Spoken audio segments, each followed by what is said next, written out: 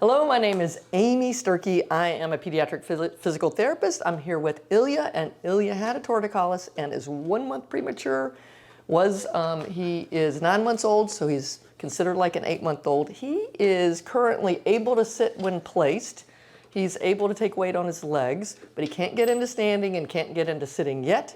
In the last video, I showed how I roll a child from their stomach up to sitting, and now I'm going to work on getting them into sitting from laying on their back. So I'm going to start off with him on his back. I've got a toy that he wants here.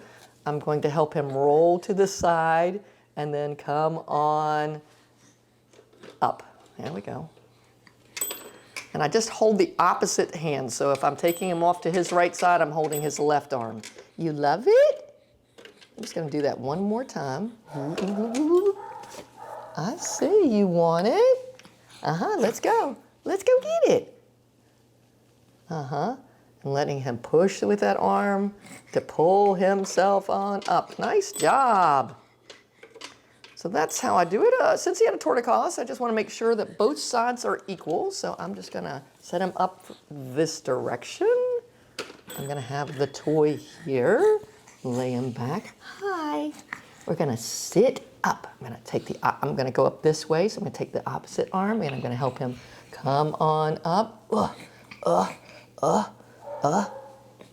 Now, one of the things I tell people when a child is able to sit but not able to get into sitting themselves is don't sit them down on the floor when you're putting them down to play. Sitting. Put them down laying down. Let them get a little frustrated. If you solve the problem for them, they don't have to figure out how to get into sitting because you took care of it for them. Thank you.